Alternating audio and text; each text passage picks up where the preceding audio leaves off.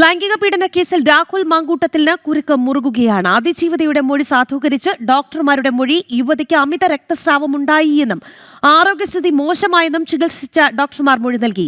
അതേസമയം KPCCയുടെ നേതൃത്വത്തിൽ നടക്കുന്ന സൈബർ ആക്രമണത്തിനെതിരെയും അതിജീവിത പരാതി നൽകിയിട്ടുണ്ട്. എന്നാൽ ലുക്കൌട്ട് നോട്ടീസ് പുറത്തിറക്കിയിട്ടും 3-ാം ദിവസവും പ്രതിയായ രാഹുൽ മാങ്കൂട്ടത്തിൽ ഒളിവിൽ തുടരുകയാണ്.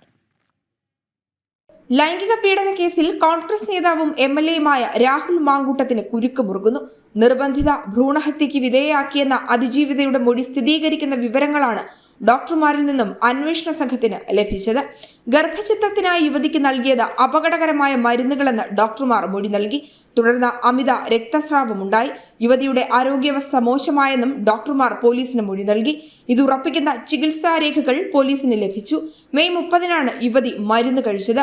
2 മരുന്നുകളാണ് യുവതിക്ക് നൽകിയത്. രക്തസ്രാവത്തിനു ശേഷം സർക്കാർ ആശുപത്രിയിലും സ്വകാര്യ ആശുപത്രിയിലും ചികിത്സ തേടിയിരുന്നു.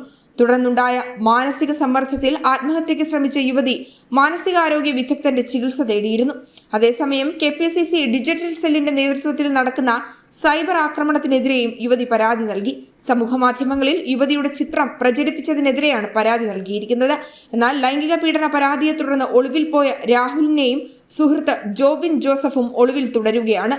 ലുക്കൌട്ട് നോട്ടീസ് പുറത്തിറങ്ങിയിട്ടും രാഹുലിനെ കണ്ടെത്താനാകാത്തതിൽ ആക്ഷേപം ശക്തമാവുകയാണ്.